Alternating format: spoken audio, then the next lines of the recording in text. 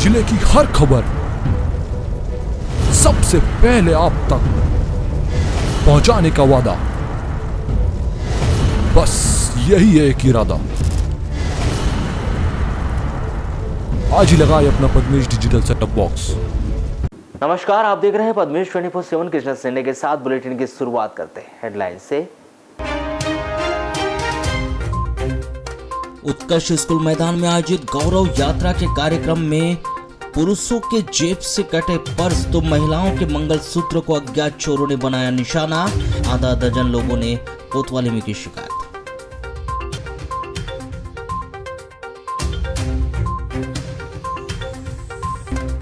Rampali police ने मासूम OpenSea की हत्या के आरोप में बड़े भाई शिव शंकर को किया गिरफ्तार। 12 घंटे के भीतर पुलिस ने हत्याकांड का किया पर्दाफाश।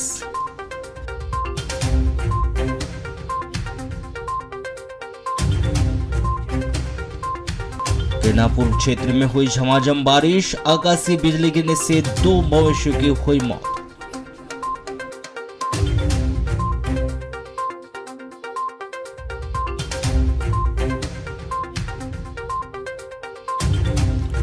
बसों के अधिग्रहण ने बढ़ाई यात्रियों की परेशानी। बसों की राह तकते नजर आए यात्रीगण। बस नहीं मिलने पर किसी ने ऑटो तो किसी ने पैदल तय किया रास्ता।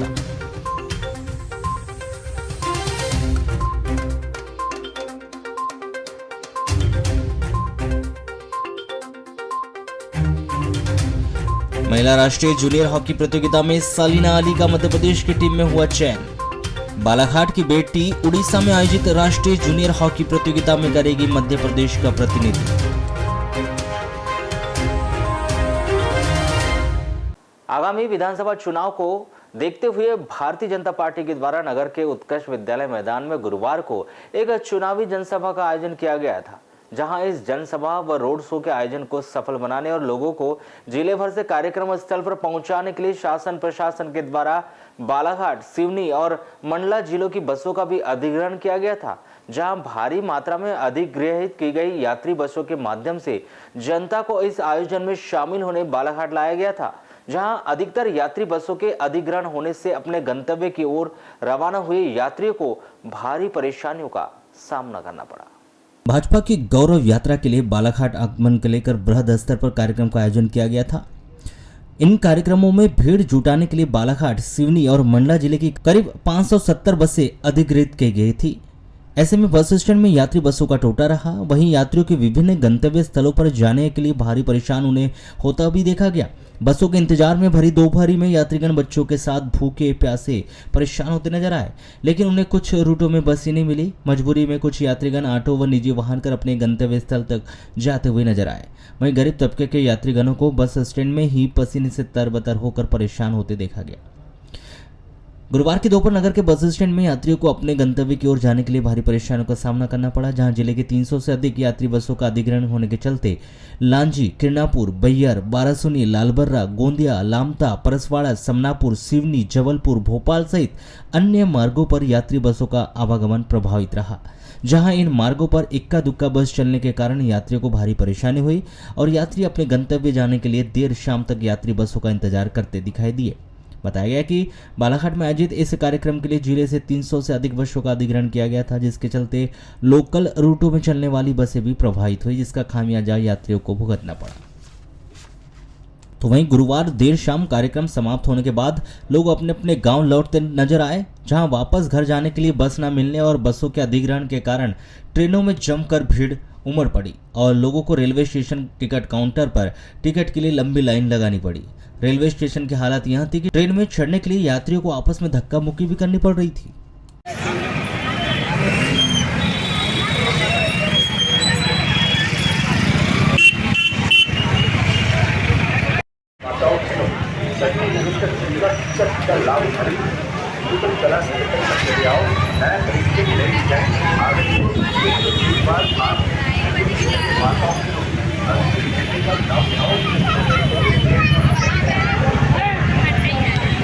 कब से बैठे हैं यहाँ इंतजार? बस नहीं मिल रही है। नहीं। क्या बोल रहे हैं? अभी बस आने को है बोल रहे हैं यार। क्या दिक्कतें हो रही हैं? दिक्कत ये हो रही है कि पहुँचने को लेट होता है, जंगल इलाका है, समय पे हो जाए तो अच्छी बात है। अच्छा, मौसम भी ख़राब हो रहा है। हाँ, तो ये पहली बार ऐसा हुआ है क्या? क्या हमेशा मिल जाए? पहली बार है हमारे साथ। नहीं अच्छा। तो हमेशा बस में मिलती है। दिक्कत हो रही है नहीं? हाँ। प्री मानसून ने बालाघाट जिले में अपनी दस्तक दे दी है, जहां प्री मानसून के चलते गुरुवार को जिले का बढ़ा हुआ तापमान कम हो गया और मौसम में आए अचानक बदलाव के बीच जिले के विभिन्न क्षेत्रों में पहली प्री मानसून बारिश देखने को मिली।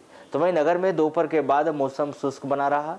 मौसम में आए बदलाव के बीच जिलेवासियों को भीषण गर्मी और चिलचिलाती धूप। मौसम में आए बदलाव के बीच मौसम विभाग ने गुरुवार को नगर का अधिकतम तापमान 34 डिग्री सेल्सियस दर्ज किया, तो वहीं न्यूनतम तापमान 26 डिग्री सेल्सियस के आसपास रहा। उधर मौसम विभाग ने आगामी 10 दिनों तक मौसम के कुछ इसी तरह बने रहने और जिले में हल्के से मध्यम के बीच बारिश होने की संभावना जताई। वहीं मौसम विभाग ने 10 दिनों तक रोजाना ही मौसम के शुष्क बने रहने, आर्द्रता भरी हवाओं के साथ आंधी तूफान और बादलों की गड़गड़ाहट के बीच जिले के विभिन्न क्षेत्रों में बारिश होने के संकेत दिए। जिला मुख्यालय सहित तहसील क्षेत्रों में गुरुवार को सुबह से दोपहर तक गर्मी से लोग परेशान होते रहे, पर दोपहर के बाद अचानक मौसम बदला और आसमान पर बादल छाए रहने के साथ ही रामपायली और लामता क्षेत्रों में करीब आधा घंटे तेज वर्षा हुई, जहां जिले में पहली प्री मानसूनी बारिश होने से लोगों को भीषण गर्मी से राहत मिली। तो वहीं जिले के कई जगहों पर हल्की वर्षा होने के साथ ही आंधी तूफान का भी दौर जारी रहा। बात अगर नगर मुख्यालय की करें तो बालाघाट नगर में गुरुवार को सुबह से तेज गर्मी लग रही थी, जहां दोपहर करीब 2 बजे के बाद मौसम अचानक सुहाना हो गया और काले बादलों ने धीरे धीरे सूर्य को ढक लिया, जहां मौसम परिवर्तित होने के साथ ही आंधी तूफानों के साथ हवाएं चलने लगी, जिसके कुछ देर बाद ही जिले भर में शुष्क हवाओं का भी दौर शुरू हो गया। मौसम परिवर्तन होने के बाद वाराणसी तहसील मुख्यालय के अलावा ग्रामीण क्षेत्रों में लगभग 2:30 बजे मध्यम वर्षा हुई। इस दौरान तेज हवाएं भी चलती रही। वहीं तिरोड़ी तहसील के मुख्यालय सहित आसपास के क्षेत्रों में भी मध्यम वर्षा हुई और हल्की हवाएं चलती रही। इसके अलावा उकवा और बिरसा बैयर में आंधी तूफान के साथ हल्की बूंदाबांदी जारी रही। वहीं लालबर्रा तहसील मुख्यालय के अलावा मलाजखंड, गढ़ी, खैलांजी, परसवाड़ा में हल्की हवा के साथ हल्की बूंदाबांदी भी देखने को मिली। उधर प्री मानसून की दस्तक के साथ जिले भर के किसान कृषि कार्य में जुट गए हैं। प्री मानसून को देखते हुए किसानों ने खेत में हल चलाने और धान की फसल के लिए बीज कार भरने का भी कार्य शुरू कर दिया है। इसके अलावा कई किसानों खेतों की साफ सफाई में भी जुट चुके नजर आ रहे हैं। उम्मीद जताई जा रही है कि जल्द ही जिले में मानसूनी बारिश शुरू होगी।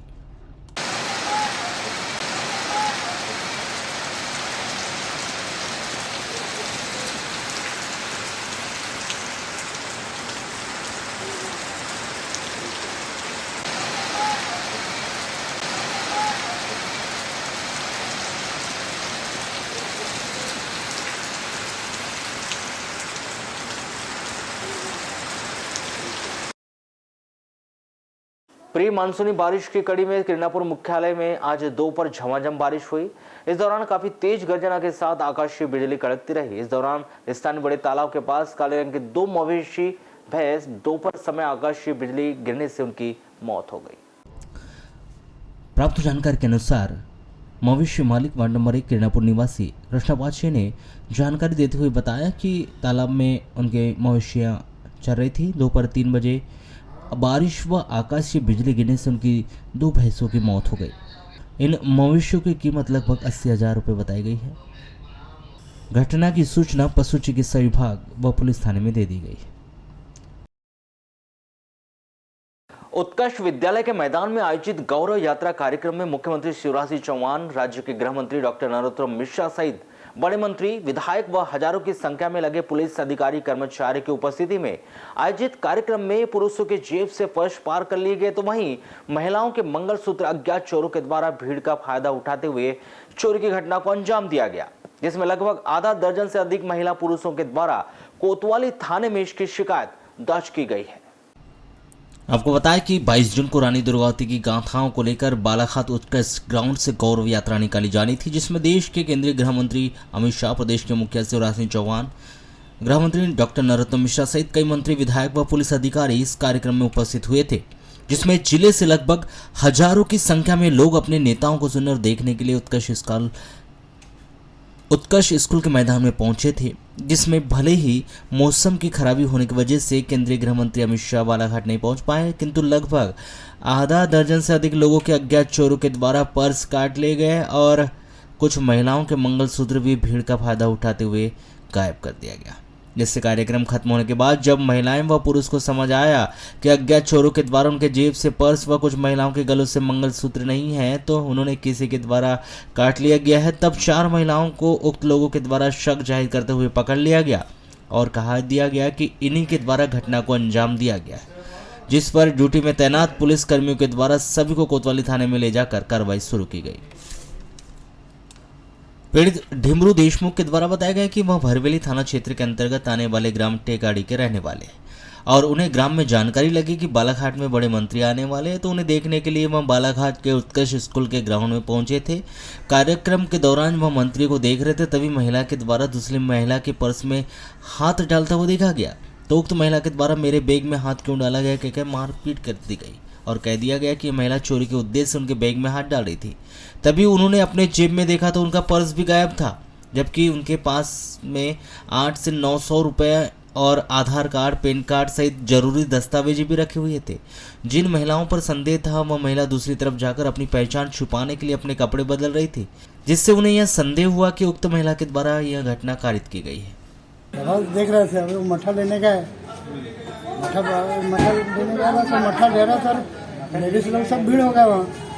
अब वो एक लेडीज ने दूसरे लेडीज के पर्स में हाथ डाली तो उसने उसमें 2 झपड़ मारी, तो उसके बाद हम देखते तो अपना पर्स, हमारा भी पर्स गायब। ऐसे लगभग कितने लोगों के पर्स और क्या क्या गायब हुआ? हमारा 2 जने का हुआ, बस हम दोनों थे वहाँ, पर्स हमारा दोनों का गायब। कितने पैसे थे पर्स में? मेरे इसमें 800 था, आधार कार्ड वगैरह थे। इन लोग को पर्स मिला क्या? पास उनका तलाश हो तो उधर कपड़ा बदल दिए थे ना, कपड़ा बदल रहे थे, जो लड़की जो औरत ने मारी थी ना उसको हमने बताया कि वो देखो कपड़े बदल रहे हैं। वहीं पाथरी निवासी दुलारी बाई बताती है कि जब उनके गांव में शिवराज सिंह चौहान आने वाले हैं कहकर वाहन लगाए गए थे, वह भी वाहन से नेताओं को देखने के लिए बालाघाट आई थी और जब वह कार्यक्रम में बैठे हुए थे तब कार्यकर्ताओं के द्वारा जब मट्ठे का पैकेट दिए जा रहे थे तो वह उससे लेने के लिए उठी और उन्होंने देखा तो उनके गले से उनके मंगलसूत्र गायब था। आज गरसोली गई है जी हमारी। आप कहाँ आए थे आज? वो शिवराज सिंह चौहान आने वाले थे नेता, तो उसके इसमें आए थे, सबने बोले गाड़ी लगी है चलो चलो, तो हम आए थे। कौन से गाँव से आए हो? हम पाथरे से आए, 12 सोनी पाथरे। फिर क्या हुआ यहाँ पर आए? यहाँ आए तो हम अंदर बैठे थे जब भी थी वो मट्ठा, जब सब लेने लगे हमने बोले हम भी एक पैकेट ले लेते हैं। वहाँ गए हम, तेज का बहाना हुआ है हमको। क्या हुआ आपके साथ? कि हमारी गरसोली वहीं से गायब हो गई। किन लोगों ने? अब हमने वो लोगों को देखे, गर्दी इतनी थी कि वो हम देख नहीं पाए। ये जो 4 महिलाओं के लाइन में से कोई था? हाँ, ये कह रहे हैं कि पीछे में खड़े थे वो। आपके पीछे में खड़े थे? हाँ, हम साथ में थे। क्या लगता है? हाँ? क्या लगता है अब किसने क्या बात है, हमारे और साथ में भी कहीं थे उनके भी।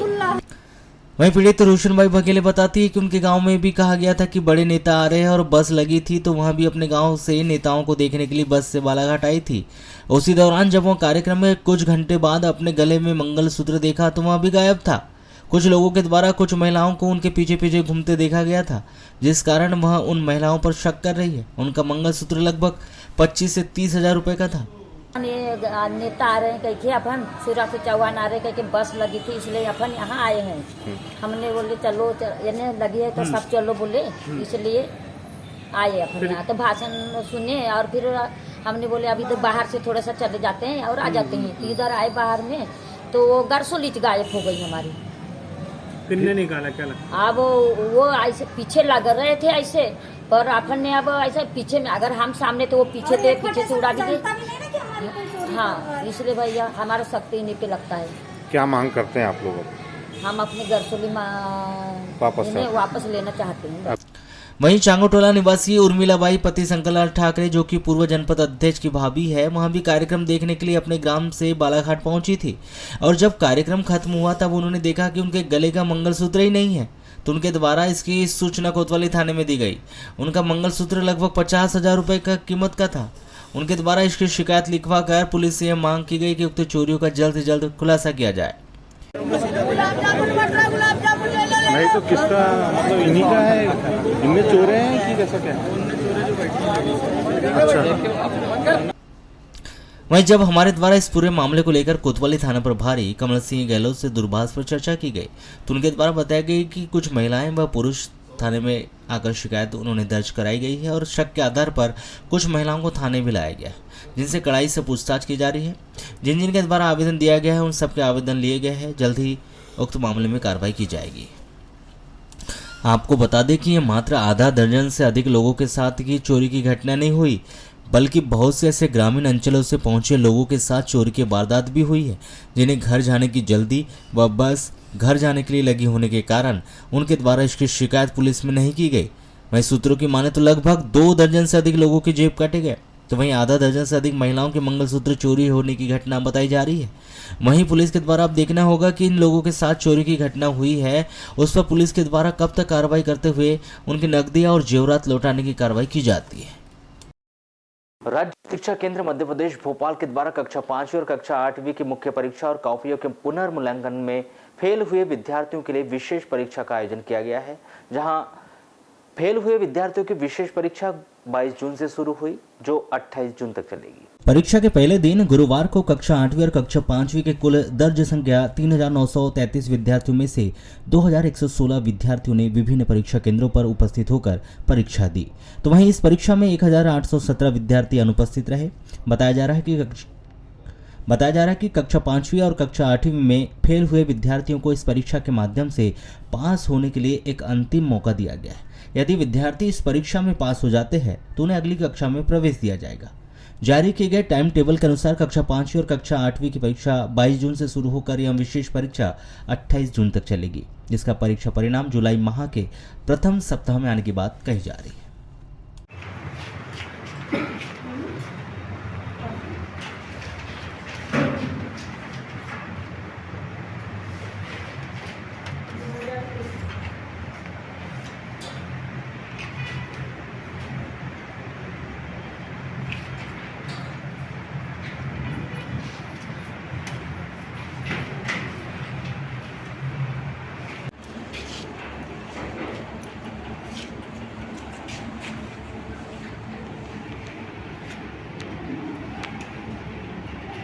सुबह से कितने बजे से 5 बजे 9 से 12 और इनकी 2 से 5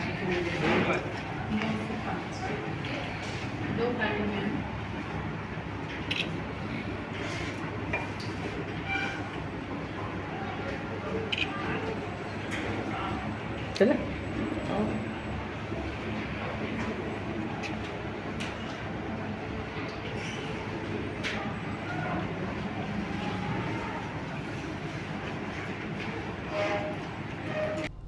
इसी तरह 22 जून को लालपुरा ब्लॉक के अंतर्गत बनाए गए 7 परीक्षा केंद्रों में कक्षा 5वीं और कक्षा 8वीं की पूरक परीक्षा भी प्रारंभ की जिसमें प्रथम दिन कक्षा 5वीं के 191 बच्चों ने व कक्षा 8वीं के 106 बच्चों ने हिंदी विषय का प्रथम प्रश्न पत्र हल किया और यह परीक्षा शांतिपूर्ण तरीके से संपन्न हुई। इस दौरान किसी भी केंद्र में नकल प्रकरण नहीं बना।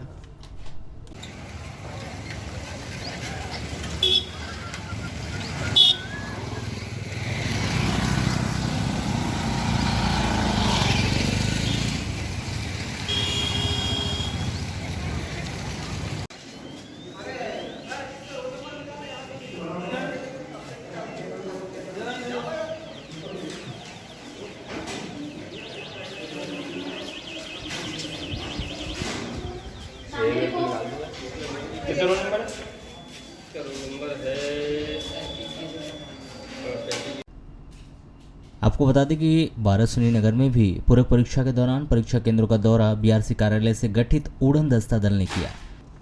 बोर्ड पैटर्न पर यह परीक्षा आहूत है। राज्य शिक्षा केंद्र भोपाल के दिशा निर्देश के अनुसार ही संपन्न कराई जा रही है जिसमें बाकायदा बोर्ड के दिशा निर्देश के अनुसार परीक्षा का संचालन किया जा रहा है।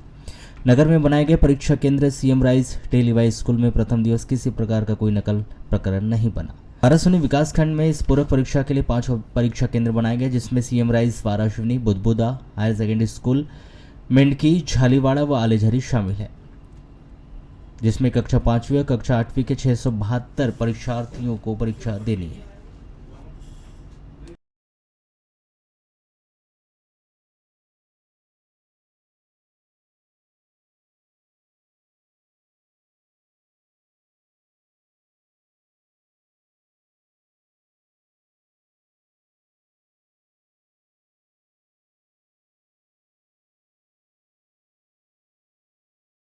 जो कक्षा 5वीं और 8वीं की पूरक परीक्षा है वो संपन्न कराई जा रही है, जिसकी व्यवस्था इस बार संकुलवार किया गया है। JSK टेलीवाई के अंतर्गत कक्षा 5वीं और 8वीं के 153 बच्चों जिनको सप्लीमेंट आई है हिंदी विषय में, इंग्लिश मीडियम और हिंदी मीडियम के बच्चों की परीक्षा संपन्न कराई जा रही है। रामपाली थाना क्षेत्र के अंतर्गत ग्राम डोंगरगांव लिंगमारा के बीच में 18 वर्षीय युवक मासूम ओपनसी की उसी के बड़े भाई शिवशंकर ओपनसी ने सर में हथौड़ा से मारकर निर्मम हत्या की थी। 20 और 21 जून की दरमियानी रात इस वारदात को उस समय अंजाम दिया गया जब दोनों भाई नागपुर से अपने घर दिल्ली लौट रहे थे। रामपाली पुलिस ने 12 घंटे के भीतर इस अंधे हत्याकांड का पर्दाफाश करते हुए मासूम ओपनसी की हत्या करने के आरोप में उसके बड़े भाई शिवशंकर ओपनसी को हिरासत में लेकर पूछताछ शुरू कर दी गई। प्राप्त जानकारी के अनुसार ग्राम दीनी निवासी रामप्रसाद ओपनसी जो खेती मजदूरी करते हैं, उनके दोनों बेटे मासूम ओपनसी और शिवशंकर ओपनसी 2 माह पहले नागपुर मजदूरी करने के लिए गए हुए थे। 20 जून को दोनों भाई अपने घर दीनी आने के लिए नागपुर के बस में बैठे कर आए थे, जो रात्रि 11 बजे करीब दोनों भाई वारासुनी पहुंचे। रात्रि में दीनी जाने का कोई साधन नहीं होने से दोनों भाई वारासुनी से लिफ्ट लेकर डोंगरगांव पहुंचे और डोंगरगांव से दोनों भाई पैदल अपने गांव दीनी जाने निकले थे। डोंगरगांव के आगे ग्राम लिंगमारा राम मंदिर के पास पहुंचे थे, तभी किसी बात को लेकर दोनों भाइयों के बीच विवाद हो गया और दोनों के बीच मारपीट हो गई थी, जहां पर शिवशंकर ने अपने छोटे भाई मासूम के सर में हथौड़ा से दे दनादन वार कर दिया, जिससे उसकी मौके पर ही मौत हो गई। किंतु शिवशंकर ने अपने भाई की हत्या के अपराध से बचने के लिए उसने एक मनगढ़ंत कहानी बताई और उसने अपने भाई की हत्या करने के बाद घर पहुंचने पर अपने परिवार वालों को बताया कि जब दोनों डोंगरगांव से पैदल अपने घर दीनी आ रहे थे, तब लिंगमारा के राम मंदिर के पास मोटरसाइकिल में अज्ञात 3 युवकों पहुंचे और दोनों भाई पर हमला कर दिया। मासूम ओपनसी के सर में हथौड़ा से वार कर दिया, जिससे मासूम वहीं पर गिर गया। हमलावरों ने उसे भी मारपीट की, जिसके उसके सर पर चोटें आने से वह बेहोश हो गया था। परिवार के लोग शिवशंकर की बातों में आकर उसके साथ मौके पर पहुंचे और देखा कि घटनास्थल पर रोड पर ही मासूम की लाश पड़ी हुई थी। मौके पर ही हथौड़ा भी पड़ा हुआ था। सूचना मिलते ही रामपाली थाना प्रभारी सुनील बनोरी अपने स्टाफ के साथ पहुंचे और जांच पड़ताल शुरू की। मौके से हथौड़ा जब्त किया गया। 21 जून को सुबह वारासुनी एसडीओपी अरविंद श्रीवास्तव ने भी घटनास्थल का निरीक्षण किया और मौके से कुछ दूर रहने वाले लोगों से पूछताछ की। मर्ग जांच के उपरांत मासूम की हत्या करने के आरोप में अज्ञात आरोपी के विरुद्ध धारा 302, 201 के तहत का अपराध दर्ज कर जांच पड़ताल शुरू की गई। घटनास्थल से कुछ ही दूर रहने वाले लोगों से पूछताछ करने पर घटना के दौरान किसी भी प्रकार के चिल्लाने, शोर शराबे की आवाज नहीं आना बताया। रामपाली पुलिस ने मोटरसाइकिल में सवार 3 लोगों के संबंध में क्षेत्र के रहने वाले लोगों से पूछताछ की गई, किंतु ऐसा कोई सबूत नहीं मिल पाया। मासूम की हत्या किसी बाहरी व्यक्ति के द्वारा की गई कि ऐसे कोई शक किया जाए। इस मामले में मासूम की हत्या करने का शक उसी के भाई शिवशंकर पर संदिग्ध चल रहा था। कुछ मिले सबूत के आधार पर रामपाली पुलिस ने 22 जून को शिवशंकर को हिरासत में लेकर पूछताछ की गई। रामपाली पुलिस ने 22 जून को शिवशंकर को हिरासत में लेकर कड़ाई से पूछताछ शुरू की। आखिर उसने अपने छोटे भाई की हत्या करना कबूला। वहीं रामपाली पुलिस ने शिवशंकर की निशानदेही पर घटनास्थल के पास से कुछ सामान बरामद किए जाने की भी जानकारी मिली।